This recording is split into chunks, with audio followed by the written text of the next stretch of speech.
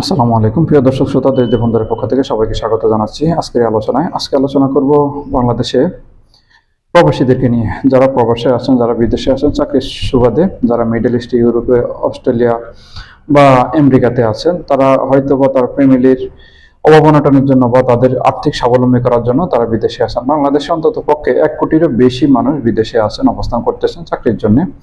এখন এই যে চাকরির জন্য আমরা বিদেশে গেছি, মানে যাচ্ছি, আমরা বিশেষ করে বাংলাদেশের ঢাকায় যে এয়ারপোর্ট, হযরত শাহজালাল আন্তর্জাতিক বিমানবন্দর, আমরা সেটাকে বিশেষ করে মানে ব্যবহার করে থাকি। অন্য যেগুলো আছে সেগুলো ও তো কিছু কিছু সংখ্যক মানুষ ব্যবহার করে, বাট সবচেয়ে বেশি ব্যবহৃত হয় ঢাকা আন্তর্জাতিক বিমানবন্দর, যেটা হযরত শাহজালাল আন্তর্জাতিক বিমানবন্দর নামে পরিচিত এখন। যাই হোক, এই বিমানবন্দর নিয়ে অনেক তর্ক বিতর্ক, অনেক অনেক রকম কথাবার্তা, আলোচনা সমালোচনা আছে আমাদের মধ্যে। আমরা দেখেছি যে আমাদের অনেক সময় হেনস্থার শিকার হইতে হয়। বিশেষ করে আমিও দেখেছি যে আমাদেরকে অনেক সময় হেনস্থার শিকার হচ্ছি আমরা, এবং আমাদের লাকেজ খুঁজে পাচ্ছি না, বা লাকেজ কেটে ভিতর থেকে মাল নিয়ে যাচ্ছে, স্বর্ণ নিয়ে যাচ্ছে, ফোন নিয়ে, আইফোন নিয়ে যাচ্ছে। এরকম অনেক রকম সমস্যা কিন্তু আমরা পড়েছি, ভোগান্তি সমস্যা হয় আমাদের জন্য।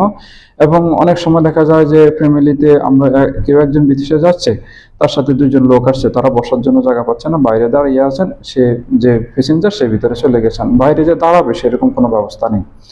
এখন এই সরকার, অন্তর্বর্তীকালীন সরকার যখন ক্ষমতায় আসলো, তারপর থেকে প্রবাসীদের প্রতি একটা সুনির্দিষ্ট ভাবে কিছু কর্মকাণ্ড করবেন বলে এরকম একটা আশা ব্যক্ত করেছেন। বিশেষ করে আইন উপদেষ্টা আসিফ নজরুল স্যার এই বিষয়টাকেও দেখছেন খুব ভালোভাবে, এবং তারা আমাদের প্রতি কৃতজ্ঞ, এরকম একটা কথাবার্তা বা বক্তব্য তিনি বেশ কয়েকবার দিয়েছেন।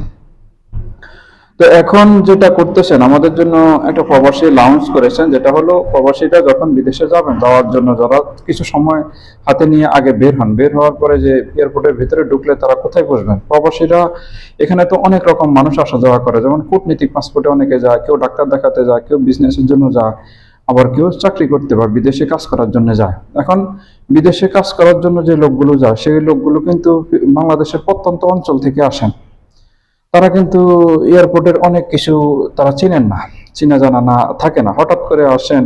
জন্মের পরে অনেকেই ঢাকা কম আসেন, দেখা যায় যে আসছেন, ঢাকায় আসছেন, চিনেন না।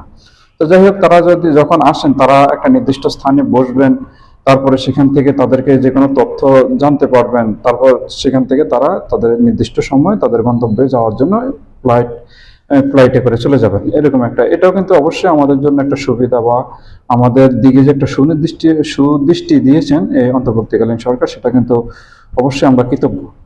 এবং বিগত সরকার, যে আওয়ামী লীগ সরকার ছিলেন, সেখানেও কিন্তু খুব বেশি আমাদের জন্য বা প্রবাসীদের জন্য খুব বেশি কিছু করেনি। মানে অনেক ক্ষেত্রে অনেক ফাঁকা বুলি তারা দিয়েছেন, সংসদে বলেছেন, অনেক কথা বলেছেন, অনেক রাজনীতিবিদ, মন্ত্রী এমপিরা অনেক কথা বলেছেন, বাট যেটা করেছেন সেটা হলো শুধু প্রণোদনা, 2.5% প্রণোদনা, এটা কিন্তু তারা করেছেন। আর এটার মূল কারণ ছিল যে প্রবাসীরা যেন ব্যাংকিং চ্যানেলে টাকা পাঠায়, সেই জন্যই তারা কিন্তু এটা করেছেন। যাই হোক, এটাও কিন্তু করেছেন, সেটাও খারাপ কিছু নয়, বাট করার মতো আরো অনেক কিছু আছে।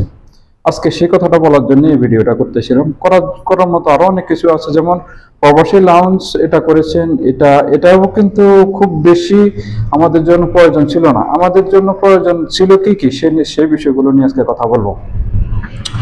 আমরা যারা মানে প্রবাসে আছি বা বিদেশে যাওয়ার জন্য ইচ্ছুক, এরকম অনেক মানুষ আছে বাংলাদেশে, যারা বিদেশে যাবেন, বা যুবক শ্রেণীর মানুষরা যারা কর্ম নাই, বাংলাদেশে বেকার আছেন, তারা কিন্তু চিন্তা করেন যে না, হ্যাঁ, আমি হয়তো মিডল ইস্টে চলে যাব, আমি কোনো বিষয়, আমি সৌদি আরব, দুবাই, মালয়েশিয়া, কাতার এরকম একটা দেশে যাব, বা কেউ সিঙ্গাপুর যাবে, বা কেউ ইউরোপে কোনো কোনো রাষ্ট্রে যাবেন। হ্যাঁ, এরকম একটা চিন্তা ভাবনা সবার মধ্যে আছে। তো এই ক্ষেত্রে কিন্তু দেখা যায় যে বাংলাদেশ থেকে যারা যায়, বিশেষ করে মিডল ইস্টে যারা যায়, তাদের কিন্তু অনেক বেশি খরচ পড়ে যায়। আর এটা কিন্তু অন্য অন্য আমাদের পার্শ্ববর্তী দেশগুলোতে কিন্তু সেটা কিন্তু খুবই সামান্য।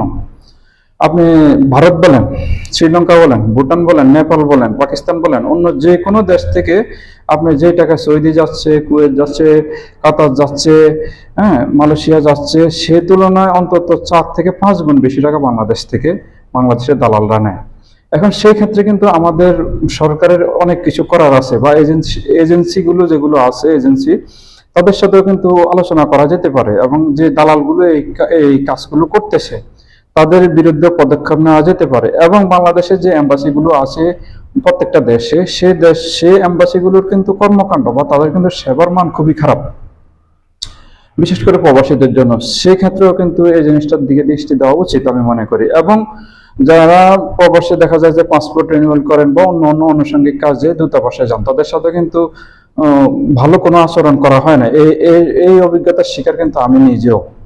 তো যাই হোক, এই আরেকটা বিষয়, এই নিয়েও কাজ করা যেতে পারে, সরকার এটা নিয়ে কাজ করতে পারে এবং দালালদেরকে সুনির্দিষ্টভাবে খোঁজ খবর নিয়ে তাদের বিরুদ্ধে ব্যবস্থা নিতে পারে যারা অতিরিক্ত টাকা আদায় করে নিতেছে প্রবাসী সেই শ্রমিকদের কাছ থেকে। এটা হলো একটা। দ্বিতীয়টা হলো দূতাবাসের যে কর্মকাণ্ড, সেগুলো সেবার মান কিন্তু খুব বেশি ভালো না, সেদিকটাও লক্ষ্য করা উচিত।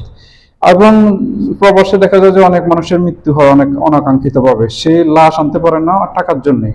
সেই জিনিসগুলো কিন্তু দৃষ্টি দেওয়া উচিত আমাদের দূতাবাসগুলোকে। এবং আরেকটা জিনিস বলবো, অনেক মানুষ আছে দেখা যায় 10 বছর, 15 বছর, 20 বছর বিদেশে ছিলেন, প্রবাসে ছিলেন, কর্ম করেছেন, কাজ করেছেন, ফ্যামিলিকে টাকা পয়সা দিয়েছেন, বাট যখন সে একবারে চলে আসছেন তখন তার কাছে অনেক সময় সে টাকা থাকে না। এখন সেক্ষেত্রেও কিন্তু বাংলাদেশ সরকারের একটা সামান্য কিছু হলো করণীয় আছে, যেটা হলো তার যদি সঠিক পথে বা রেমিটেন্স যদি সে ব্যাংকিং চ্যানেলে পাঠায়, সেরকম তথ্য প্রমাণ থাকে, হয়তো বা তাকে, আমরা এখন যতটুকু জানতে পারছি যে অন্তত 10 লাখ টাকা সে লোন নিতে পারবেন।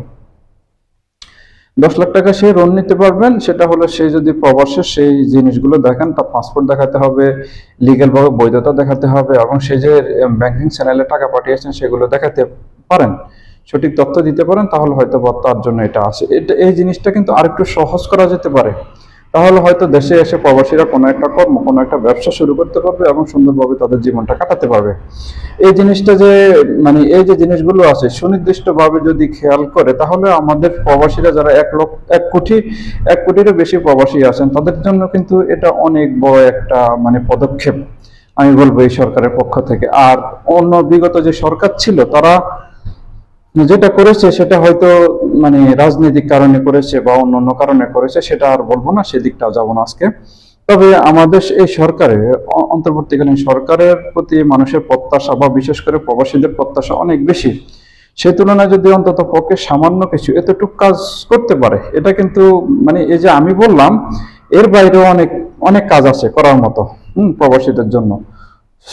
সো যদি সেভাবে সুনির্দিষ্টভাবে খেয়াল করে, তাহলে আশা করি সেটা করতে পারবে সক্ষম আমাদের এই সরকার, অন্তর্বর্তীকালীন সরকার, যে সময় তাদের হাতে আছে যথেষ্ট এনাফ। সো এটা আমাদের প্রত্যাশা থাকলো। সবাই ভালো থাকবেন। আজকে এই পর্যন্তই। আল্লাহ হাফেজ।